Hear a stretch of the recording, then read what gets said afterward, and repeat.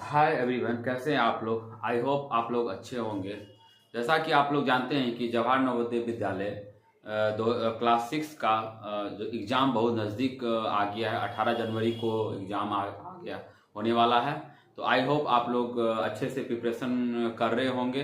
तो इसी के लिए मैंने रीजनिंग का कुछ नवोदय विद्यालय जो नंबर वन रीजनिंग आता है उसका मैं कुछ क्वेश्चन लिया हूँ। तो आइए हम ये क्वेश्चन को सॉल्व करते हैं। तो सबसे पहले इस क्वेश्चन को आप अपने से बनाने का कोशिश करिएगा, उसके बाद फिर मेरा तरीका को फॉलो करिएगा। तो देखिए ये मैंने ओड मैन आउट से चैप्टर से लिया है। ओड मैन आउट मैं पहले भी आपको बता चुका हूं। क्या होता है कि इसमें से 3 फिगर एक टाइप का एक सीरीज बनता है, एक फिगर ऑड होता है और उसी ओड को हम लोग को चुनना पड़ता है। तो इसीलिए इसका नाम है ऑड मैन आउट। उस ओड को आउट करिए, चुन के निकालिए। तो देखिए यहाँ पर कुछ इंग्लिश के अल्फाबेट लिखे हुए हैं, जैसे यहाँ एस है, आर है, एम है और एच है। तो हमको यहाँ पर इसको चुनना है कि इसका आंसर क्या होगा। तो अगर हम लोग इस अल्फाबेट को देखते हैं तो ये एस है, ये आर है, ये एम है, ये एच है। तो हमको कुछ पता नहीं चलता है, क्योंकि इसमें हम अगर वॉवेल और कॉन्सोनेंट का कॉन्सेप्ट लगाते हैं तो सारे जो अल्फाबेट है क्या है, मेरे कॉन्सोनेंट है, वॉवेल एक भी नहीं। तो ऑड पिक नहीं कर रहा है। तो इसको हम लोग को बनाने के लिए हम क्या करते हैं, सबसे पहले हम लोग एस का जो एस अल्फाबेट है वो कितने नंबर पे है। अगर सपोज ए है, अगर हम एबीसी लिखते हैं ए बी सी डी, तो इसका जो नंबर प्लेस होता है, इसका ए का 1 हो गया, बी का 2 हो गया, सी का 3 हो गया और डी का 4 हो गया। उसी तरह एक्स का क्या नंबर प्लेस है, तो एस का नंबर प्लेस होता है 19। तो इसका नंबर प्लेस क्या हो गया, इसका हो गया 19। आर का होता है 18, ये आपको याद करना होता है, आप इसको लर्न कर लीजिएगा। एम का होता है 13 और एच का क्या होता है 8। जब इसके लेटर के ये अल्फाबेट के जब हम नंबर प्लेस को देखते हैं तो ये 18 हो गया, ये 19 हो गया, ये 18 हो गया, ये 13 हो गया, ये 8 हो गया। तो हम लोग देखते हैं कि ये सारे जो नंबर है, जिसका इसका 19 है, इसका 18 है, इसका 13 है और इसका 8 है। तो देखते हैं कि ये सारे जो नंबर है 1 2 3 जो ऑप्शन में है, ये सारे 2 डिजिट के हैं। 2 डिजिट 2 डिजिट 2 डिजिट, केवल एच जो है 1 डिजिट में। इस तरह से हम लोग क्या जानेंगे कि 8 1 डिजिट का है, तो ये क्या हो गया, आंसर डी हो गया। ऐसे हम लोग और फाइंड कर लिए।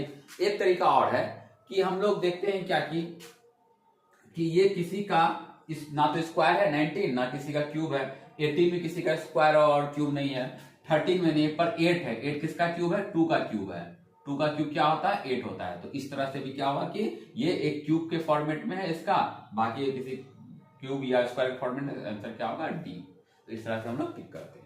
उस तरह से हम लोग इस फिगर को देखते हैं। इस फिगर में देखिए ये जो एरो है ना, ये एरो जैसे यहां से हम लोग स्टार्ट किए इस फिगर को बनाना, तो ये एरो इसके जो स्टार्टिंग वाला है, जो इंड हुआ जो एरो आया, इसके अंडर में आया और ये अपर में आया। उसी तरह देखिए यहाँ क्या एरो क्या हुआ कि यहां से स्टार्ट किए तो इस तरह से गए, तो ये क्या हुआ अंदर में। यहां भी देखिए ये एरो क्या है, यहां से स्टार्ट हुआ कि ये अंदर की ओर है, इस सर्कल के अंदर, ये बाहर की ओर। पर इस फिगर में देखिए ये जो स्टार्टिंग पॉइंट है ये अंदर की ओर लिया हुआ और ये बाहर की ओर लिया है, तो इसका आंसर क्या होगा सी। इस तरह से ए बी और डी अपने रिलेशन है, पर सी क्या उस तीनों सीरीज में नहीं आता है, इसका ऑर्डर हो गया, तो इसका आंसर क्या होगा सी। तो आइए और हम कुछ अलग टॉपिक के क्वेश्चन को हम लोग करते हैं जो आपको एग्जाम में बहुत मदद करेंगे।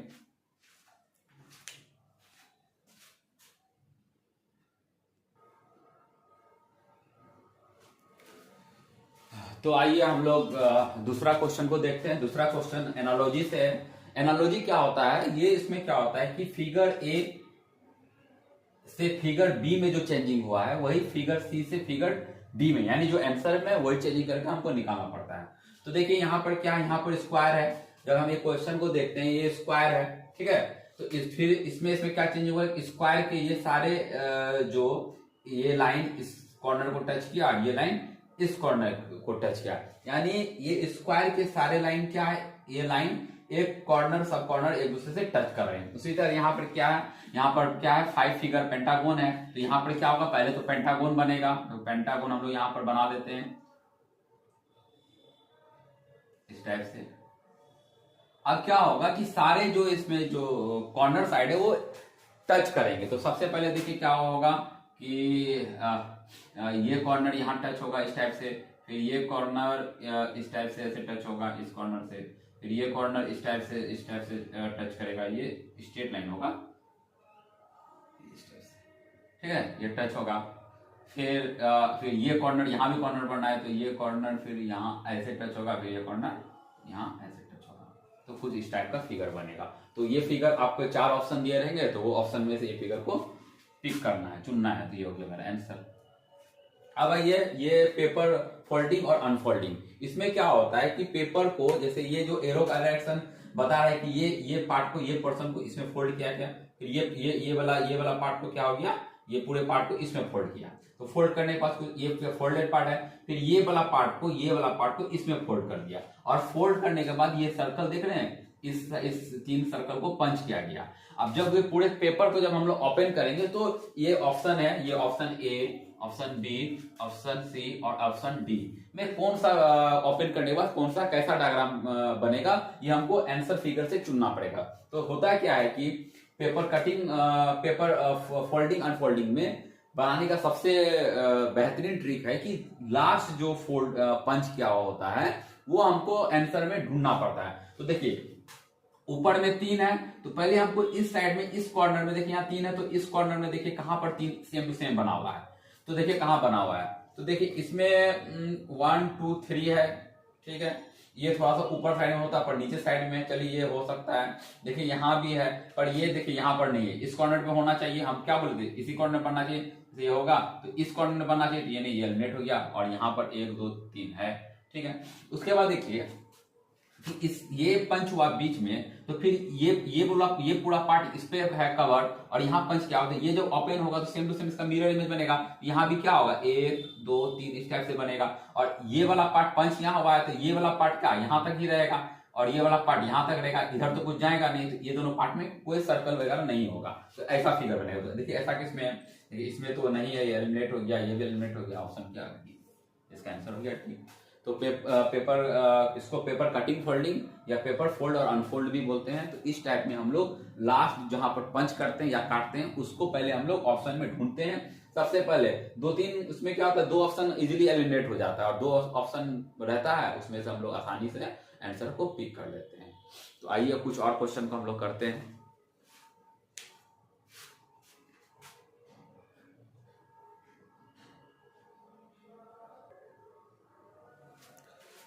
तो आइए हम लोग कुछ और रीजनिंग के क्वेश्चन को हम लोग देखते हैं जो आपके एग्जाम में बहुत ही हेल्पफुल होंगे। इसको ध्यान से हम लोग बनाते हैं। पहले आपको अपने से इसको अटेम्प्ट करना है, अपने से बनाने का कोशिश करना है।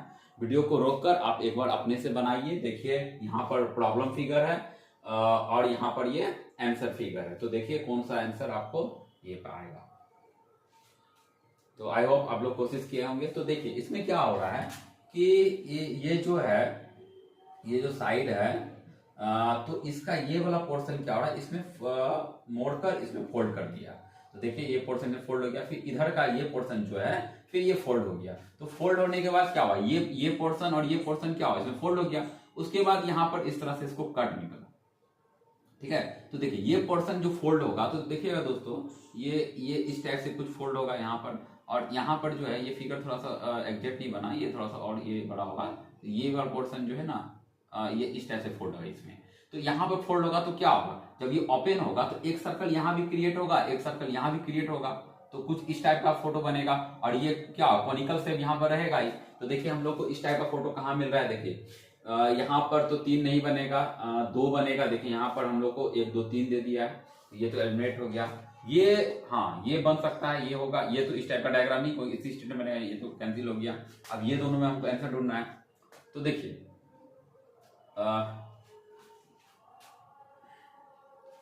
तो ये फिगर में ये और ये दोनों सेम ही लग रहा है, पर वहां पर ये मिस्टेक हो गया। यहाँ पर क्या है, ये फिगर इस टाइप से था, ये जो है ना इस टाइप से था, ये इस टाइप से, तो इस टाइप से फिगर था, ठीक है।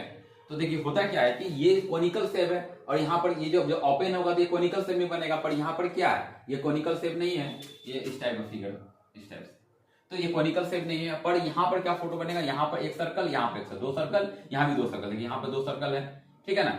ये थोड़ा सा बड़ा होगा, और यहाँ पर देखिए क्या हो कि ये दोनों अंदर का फिगर दोनों सेम है, पर हमको क्या इसमें डिफरेंट लग रहा है कि यहाँ पर होगा क्या कोनिकल शेप और यहाँ पर कोनिकल शेप नहीं है और यहाँ पर कोनिकल शेप है, तो आंसर बी होगा, ये अननेट हो गया, इसका आंसर हो गया।